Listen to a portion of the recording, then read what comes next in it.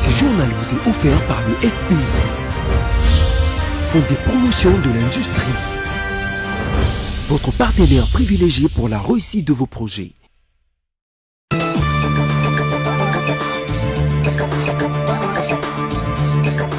Mesdames, Messieurs, bienvenue à cette édition rétrospective sur BSC TV dont voici le sommaire. Le chef de l'État Félix Tshisekedi, lors de sa visite de travail aux États-Unis, a invité les investisseurs américains à venir investir en RDC. Félix Tshisekedi leur a garanti un climat d'affaires propice gagnant-gagnant qui contribuera à l'émergence de la République démocratique du Congo.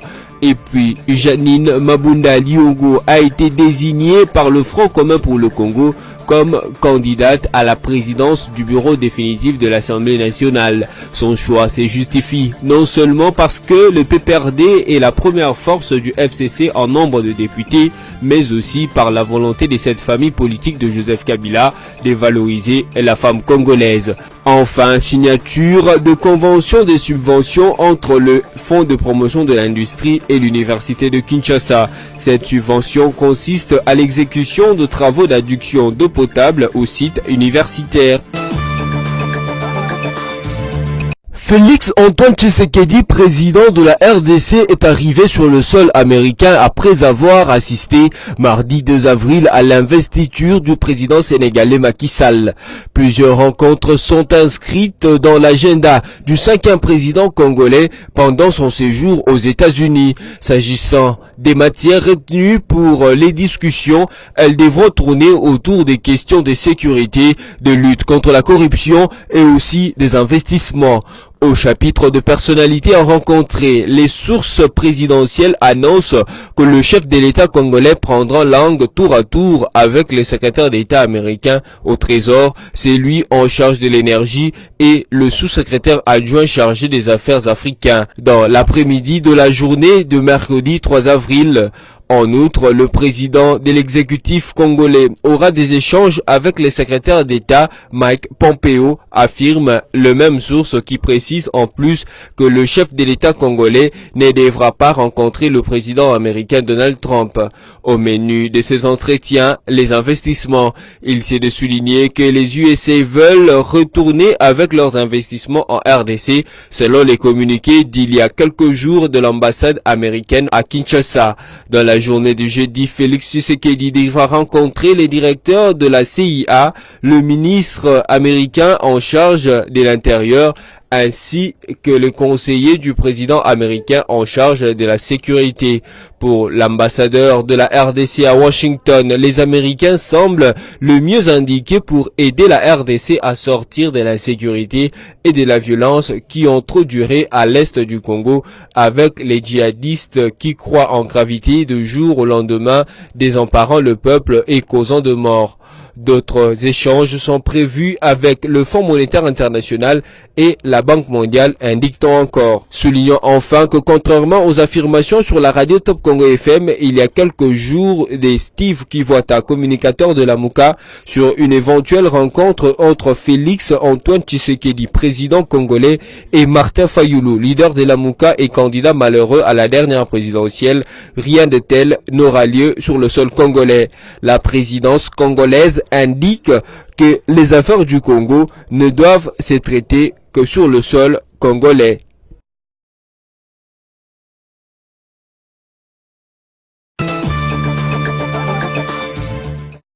Visite officielle du chef de l'État congolais aux États-Unis d'Amérique. Après son arrivée la nuit du 2 avril 2019 à Washington aux États-Unis, la journée du mercredi 3 avril de Félix Tshisekedi a été très surchargée.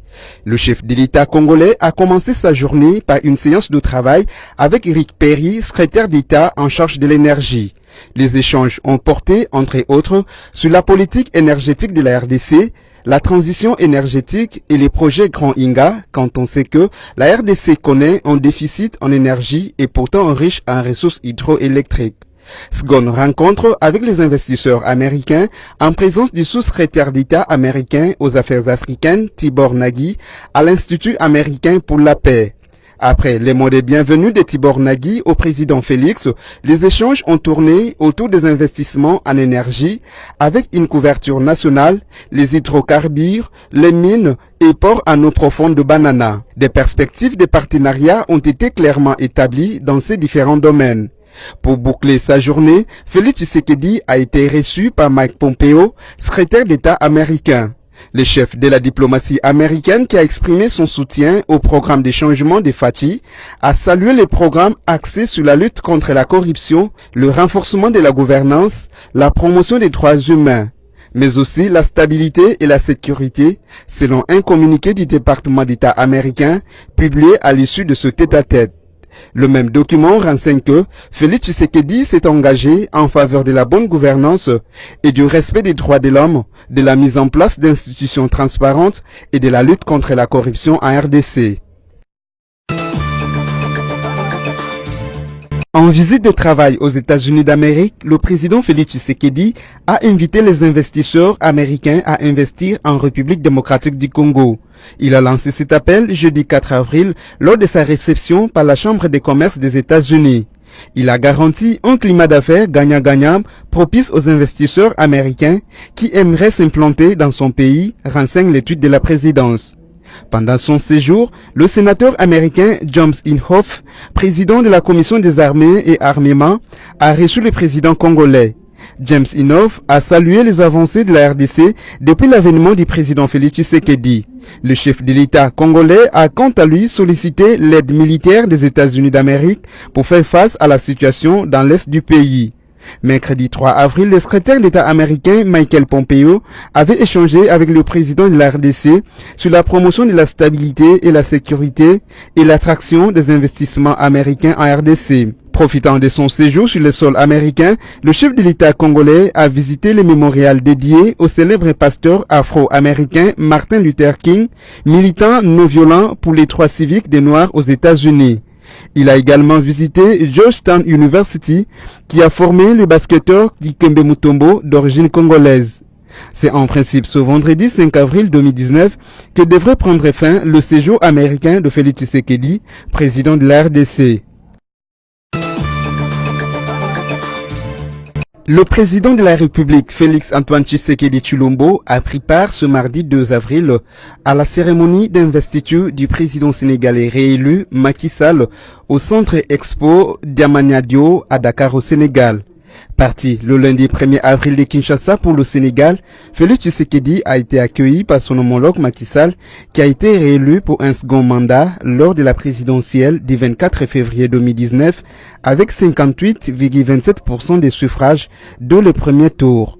Je serai le président de tous les Sénégalais. J'en appelle au dialogue constructif avec toutes les forces vives de la nation, a déclaré le président Sall dans son discours d'investiture.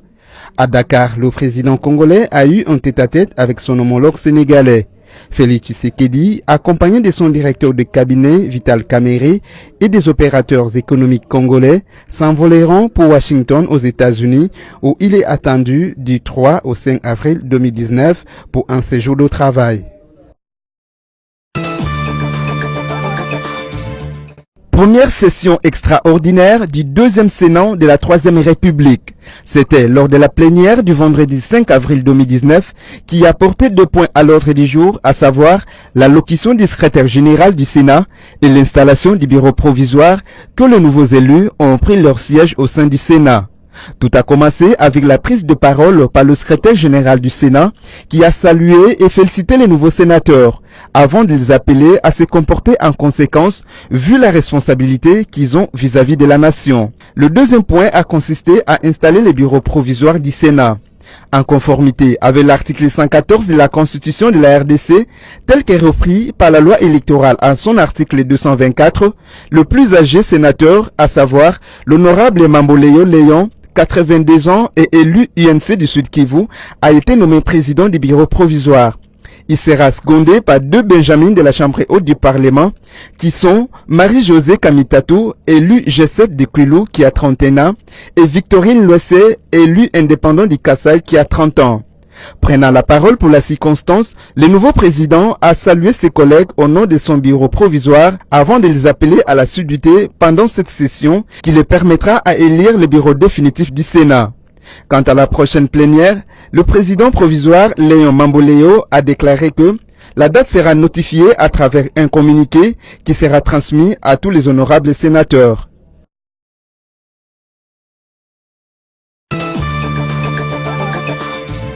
Prévue le 11 avril 2019, l'élection du bureau définitif de l'Assemblée nationale va avoir lieu à une date ultérieure. Lors de la plénière de ce jeudi 4 avril, qui n'avait qu'un seul point à l'ordre du jour, à savoir la proposition de la date de l'élection du bureau définitif, les députés ont sollicité un report afin de trouver des candidats qui vont compétir. Jacques Njoli, auteur de cette motion qui a été adoptée par les élus du peuple présents à l'hémicycle, a expliqué sa motion à ses collègues. Selon lui, au lieu que les journées de vendredi et samedi 6 avril consistent à déposer les candidatures, il serait souhaitable que les deux grandes familles politiques qui vont compétir, à savoir le FCC et l'opposition, se réunissent et trouvent un consensus autour de leurs candidats. Ces derniers seront ensuite présentés au bureau définitif et à la plénière afin qu'ils soient connus par les élus. Car, a-t-il ajouté, la plénière est une famille, il faut éviter les divisions et l'exclusion. Rappelons qu'après l'approbation du règlement d'ordre intérieur de l'Assemblée nationale par la Cour constitutionnelle, le texte a été renvoyé au bureau provisoire de la Chambre basse. Ce, pour fixer la date de l'élection du bureau définitif selon la Constitution.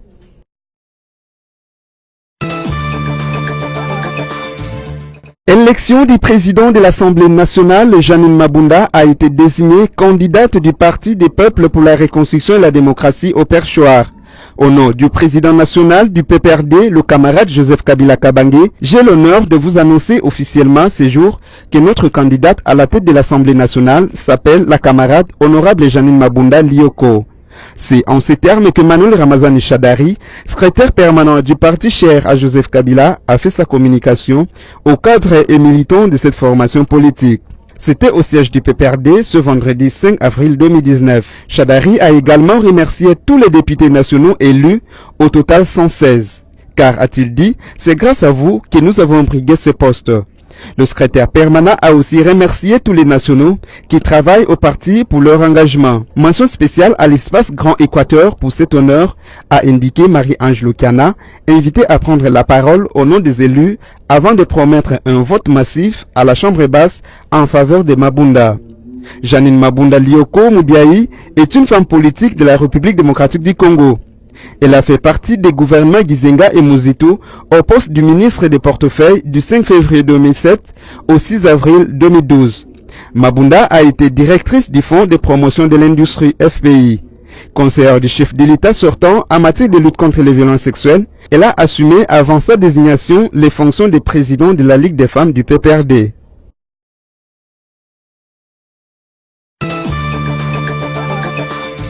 Sauf changement de dernière minute, c'est ce samedi 6 avril que va débuter la campagne électorale des candidats gouverneurs et vice-gouverneurs des provinces dans les assemblées provinciales. Fixée pour le 10 avril par la Commission électorale nationale indépendante, cette élection concerne au total 24 sur les 26 assemblées provinciales. Ce, dans la mesure où les deux provinces, à savoir le Maïndombe avec Yumbi et le Nord Kivu avec Beni et Butembo, où se sont tenues les législatives le 31 mars dernier, devront attendre l'installation de leurs assemblées provinciales. Durant 3 jours, soit d'ici au 8 avril, les candidats gouverneurs vont tenter de convaincre les députés provinciaux considérés comme grands électeurs. Notons que cette campagne devrait être suivie de près par le procureur général de la République, eu égard aux allégations de corruption enregistrées lors des élections des sénateurs. Sur 135 candidats enregistrés, dont 66 ont été retirés et 21 invalidés, après examen des dossiers, la centrale électorale n'est restée qu'avec 66 candidats qui vont compétir pour remporter les 48 postes pour les 24 provinces.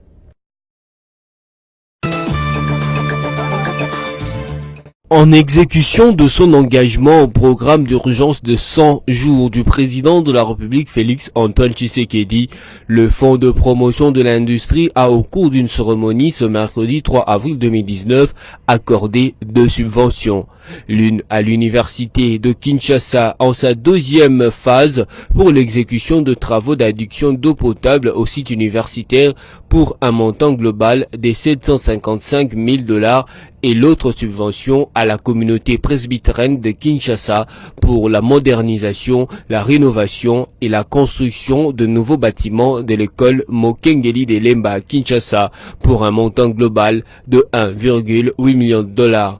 Les travaux de l'UNIKIN sont réalisés par Solution for Africa et le maître d'ouvrage pour l'école Mokengeli et l'établissement de construction ETRAP. Ces signatures marquent un pas de plus dans l'engagement pris par le Fonds de promotion de l'industrie au programme d'urgence de 100 jours du chef de l'État.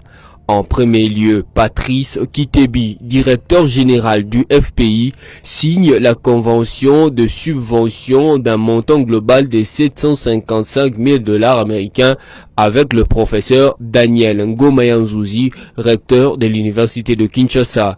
Il s'agit de la deuxième phase d'adduction d'eau potable au site universitaire, y compris les cliniques universitaires et les plateaux de professeurs.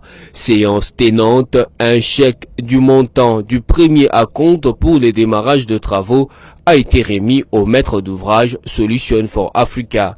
Satisfaction du recteur de l'UNIKIN. Mes impressions ne peuvent être que positives. À partir du moment où nous connaissons l'adage qui dit l'eau, c'est la vie.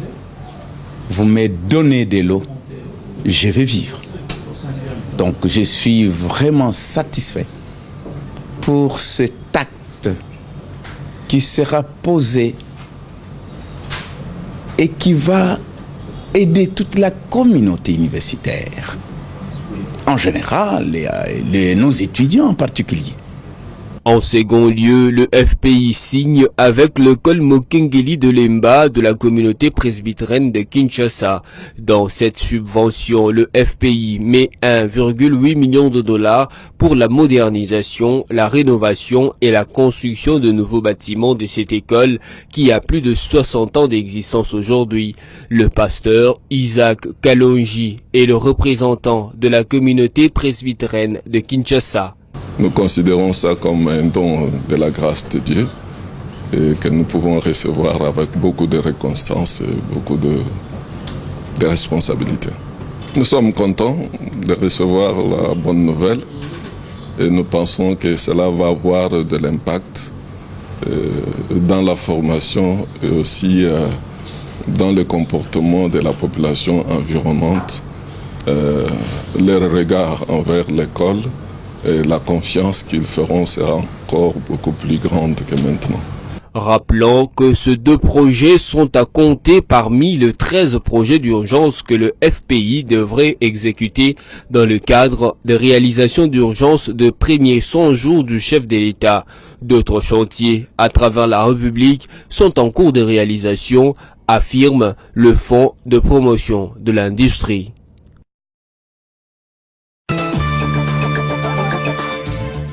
Les Congolais qui travaillent dans le magasin des Indo-Pakistanais à Kinshasa ont repris leur mouvement de grève entamé il y a quelques mois pour réclamer l'augmentation de salaire et l'amélioration de leurs conditions de travail. Ce mardi 2 avril 2019, les quelques magasins qui ont ouvert ont été forcés de fermer par des grévistes qui exigent le respect des engagements pris par leur patron au début du mois de mars. Ils exigent aussi l'exécution du décret fixant le SMIC à 5 $ au taux de 1415 francs congolais pour tous les travailleurs travaillant dans le secteur du commerce. En attendant le respect de ces accords, pour ces grévistes, aucun magasin tenu par les Indo-Pakistanais, Chinois et autres étrangers ne peut fonctionner dans la capitale congolaise, Kinshasa.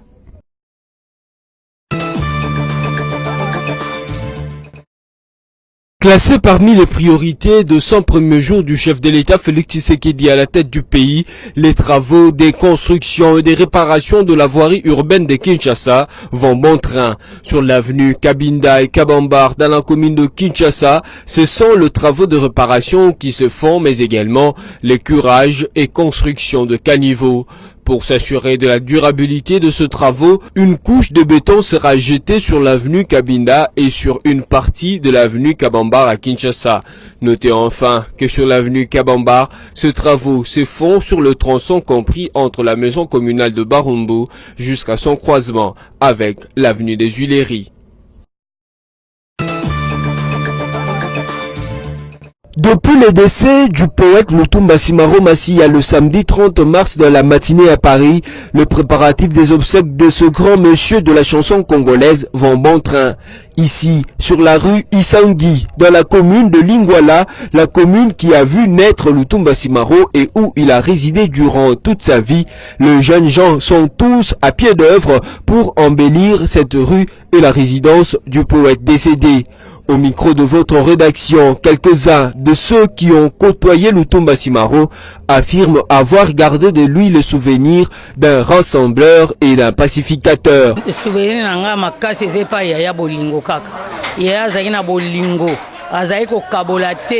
En tout cas, lingaki mutu nyonso. Ezaba misu bazala wana kaka linka bandeko babota mama moko tata moko. Mais ye azali ko kabola te. Ezala kota mama na ye ezala kota ba tata jamais atika ko kabola te. En tout cas na place wana tozako linga ya na biso mingi penza na bolingo ya azala ki na biso nyonso na kati ya libota. So l'année évolution na ye na ba chanson na ye ndeko découvrir grandeur d'âme na ye. Pour découvrir intelligence na ye. Hein, et beleka ko beta mikolo a prophétiser abiso ka kufi bakake ko beta kake beta kimbule betaki basale pe motune kuna monima bon monsieur na kota te moko observer yango po sikoyo c'est tout le monde regarde tourner na richesse nenga imagi na nzembo. Quant à Nado Kamoka, ancien batteur du groupe OK Jazz des années 80, rencontré sur place, la jeune génération de musiciens doivent apprendre de la carrière de Simaro pour espérer à leur tour faire une belle carrière. Il nous reste presque plus personne. Il n'y a que Jeannot Bomenga, si je peux le dire, qui est avec nous. La continuité. Si vraiment ces jeunes-là, ils peuvent se référer à ces grands messieurs, de faire la continuité de ces œuvres, telles que les autres ils ont dû laisser, mais la génération d'aujourd'hui, ils n'inspirent pas. Ils ne s'inspirent pas dans toutes ces œuvres comme Rochero, qui a tout laissé, Luambo Makiadi, Grand Calais. Il y en a d'autres qui ont laissé, mais il n'y a pas de suivi. Il n'y a pas de suivi, il n'y a pas des archives. Alors comment les jeunes là puissent progresser, avoir aussi la même chose que les aînés, puisqu'ils n'ont pas suivi. Vous voyez, ils n'ont pas suivi. Normalement, ils devaient le faire à son vivant. Rappelons que le gouvernement congolais, par l'entremise du Premier ministre Bruno Tshibala-Nzenze, a affirmé qu'il prendrait en charge l'organisation des obsèques du défunt poète Lutumba Simaro Masiya.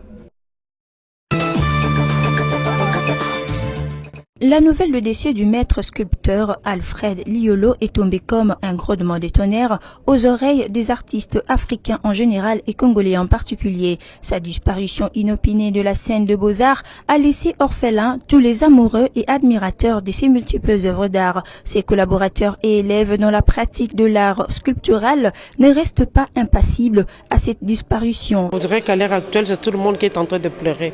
Donc c'était comme une sorte de foudre qui est tombée parce qu'on s'y attendait le moins en tout cas. C'est vrai, il a vieilli entre guillemets parce qu'il n'avait que 76 ans, 76 ans si vous voulez. Donc pour nous, on ne pensait pas qu'il allait nous quitter si tôt. Alors il est parti, Dieu seul sait, comme disent nous les chrétiens, Dieu a donné et puis Dieu a repris, voilà. Mais vraiment, nous avons du mal à digérer cette information-là. Mais c'est consommé parce qu'on se disait que c'était peut-être le poisson d'avril. Et surtout qu'il a choisi de mourir le 1er avril, voilà. Alors, ce que je garde de Maître Liolo, il y a beaucoup de choses à dire là-dessus. Donc c'est quelqu'un c'est vraiment un ambassadeur de l'art congolais moderne. Là, je parle de l'art plastique. C'est quelqu'un qui a valorisé, qui aimait bien ce qu'il faisait. Donc il aimait l'art. Donc l'art était toute une vie pour lui, Maître Liolo. Un grand baobab de la sculpture congolaise moderne, Maître Liolo, qui est décédé hier en Autriche. Maître Liolo, c'était quelqu'un qui avait marqué notre département ici, parce qu'il a été élève dans cet atelier. Il est parti en Europe, bien qu'étant de famille modeste, mais Maître Liolo a gravi des échelons et est devenu un grand maître. Après avoir quitté le Congo, il est allé continuer ses études en Autriche. Et il est revenu avec un diplôme de master. Maître Liolo a travaillé ici en tant qu'enseignant et il a été secrétaire général académique. Il a été DG et après, il est parti, mais il est mort en tant que professeur émérite. Donc c'est quelqu'un qui a beaucoup travaillé pour notre art, pour notre culture. Il a laissé beaucoup d'œuvres, des œuvres de qualité. À l'Académie de Beaux-Arts, où il fut professeur et directeur général, le cadre et étudiants ont du mal à digérer la nouvelle fatidique de son décès. Ils regrettent tous la mémoire de l'ambassadeur et le génie de la sculpture congolaise moderne. Présenter Maître Liolo en face du monde, ce n'est pas vraiment à moi de le dire, mais quand même, c'est un icône mondial. Un icône mondial. Nous, personnellement, par rapport à l'Académie des Beaux-Arts, je l'ai eu comme enseignant, je l'ai eu comme maître. Et hormis peut-être certains comportements ou difficultés, mais je dis aujourd'hui, je l'ai eu comme étant un maître. Je suis parmi les rares artistes qui ont eu à avoir des relations trop particulières avec Maître Liolo. Je l'ai eu en tant qu'enseignant, je l'ai eu en tant que maître, je l'ai eu en tant que parent. Et je l'ai eu en tant qu'ami. Il y a eu des choses qu'on a fait ensemble. Vous allez voir, notre différence d'âge fait que, quelque part, il était vraiment un ami pour moi. Tout étudiant de l'Académie des Beaux-Arts pleure le Maître Liolo, lui qui était le grand sculpteur. Derrière moi, il y a son œuvre. Nous pleurons le Maître Liolo. C'était vraiment un papa bon. Il nous a appris comment travailler. Il nous a vraiment conseillé de beaucoup travailler pour devenir grand dans les domaines culturels et art. Maître Alfred Liolo a été une source d'inspiration pour plusieurs générations dans son domaine de sculpture. Son départ crée un vide dans ces domaines précis de l'art congolais, mais sa mémoire glorieuse reste immortelle dans la pratique des œuvres d'art authentiques à la culture congolaise moderne. Il s'y est de rappeler que le sculpteur et professeur Liolo Lembi est décédé depuis le lundi 1er avril à Vienne, en Autriche, à l'âge de 76 ans. C'est avec consternation que la nouvelle de la mort du professeur Liolo Alfred a été reçue par le corps scientifique de l'Académie de Beaux-Arts. Franck Dikisongele, chef de travaux et de section chargé des enseignements à la barre, digère mal la disparition de celui qu'il appelle parrain, grand frère et père. Notre dernière conversation, c'est de 2 semaines passées, ou 2 semaines. Parce qu'il y avait un projet qui était lancé ici, on a parlé, on a discuté.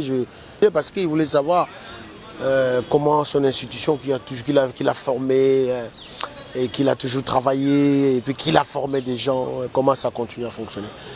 Comme je disais tout à l'heure, c'est avec consternation les 1er avril, je crois lundi, qu'on m'appellera pour savoir, c'est vrai qu'il est mort. Et d'aucuns pensaient que c'était poisson d'avril parce que ça ne rencontrait que les jours. Mais ce n'était pas le poisson d'avril, c'était une réalité. J'ai eu l'idée d'aller voir Maître Liolo comme parrain après le départ de tous mes amis françaises. Et c'est avec beaucoup de joie qu'il a accueilli l'idée parce qu'il savait, et je l'avais bien expliqué, que c'est pour la promotion des arts plastiques qui est en difficulté d'ailleurs chez nous. Maître Diki Songele, artiste peintre, a reconnu ici les mérites du maître sculpteur Alfred Liolo qui de son vivant est resté constant dans son travail.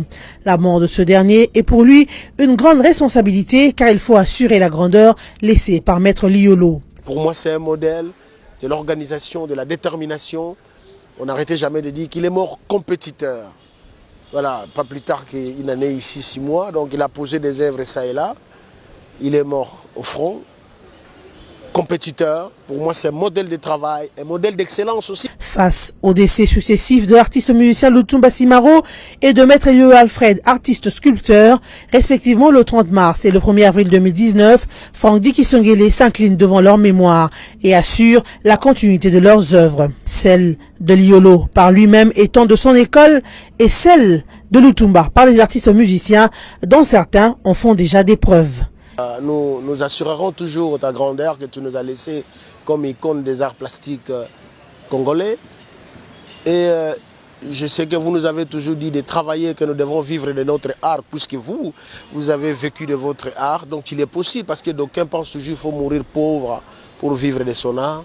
Nous allons assurer ta grandeur pour montrer l'importance de l'art, la beauté de l'art, la portée de l'art aussi et ses limites, pourquoi pas. Et en mémoire de Lutumba, je me réfère qu'à sa chanson qui disait je me souviens qu'il y avait aussi un gros coup de tonnerre que j'ai entendu moi, chez moi à la maison, mais je n'avais pas encore ces nouvelles. Et il avait dit que la monument. Je retiens encore beaucoup de Lutumba qui disait non, il a fait la part de deux choses. Tala Muninga non pour l'envier, non, mais pour l'apprécier à juste titre. Et regarde ce qui va mieux avec ta taille, après en faire comme tu le veux. Donc je retiens beaucoup de leçons de morale et d'éthique aussi également pour la vie.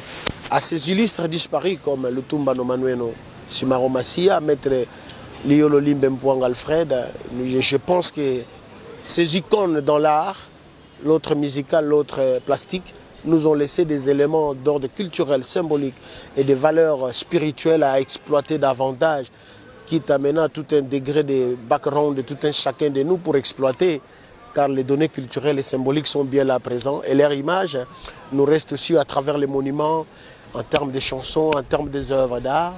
L'artiste ne meurt jamais, dit-on, leurs œuvres continueront à parler pour eux.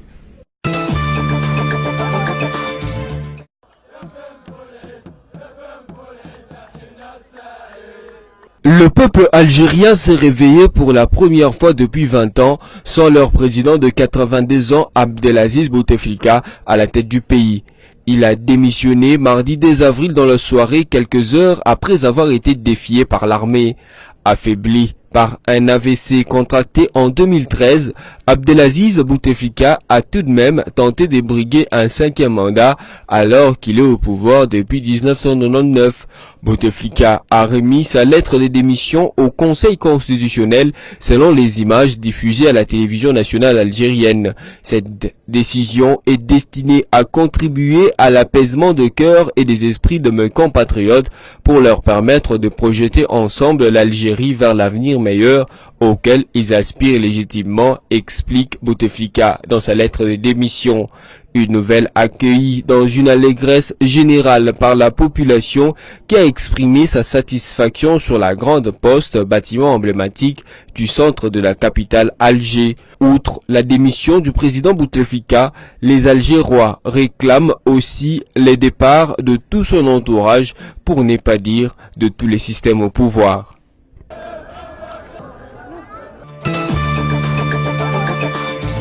Pour vous que nous avez pris en cours de diffusion, voici le rappel des principaux titres. Le chef de l'État Félix Tshisekedi, lors de sa visite de travail aux États-Unis, a invité les investisseurs américains à venir investir en RDC. Félix Tshisekedi leur a garanti un climat d'affaires propice gagnant-gagnant qui contribuera à l'émergence de la République démocratique du Congo.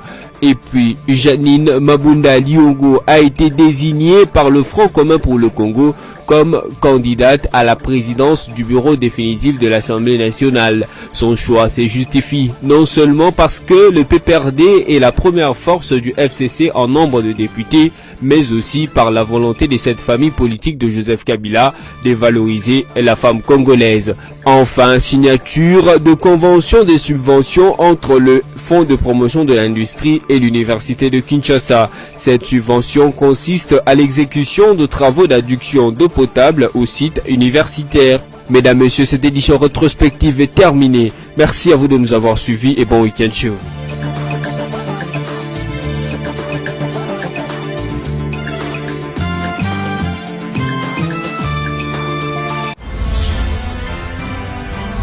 Ce journal vous a été offert par le FPI, Fonds de promotion de l'industrie, votre partenaire privilégié pour la réussite de vos projets.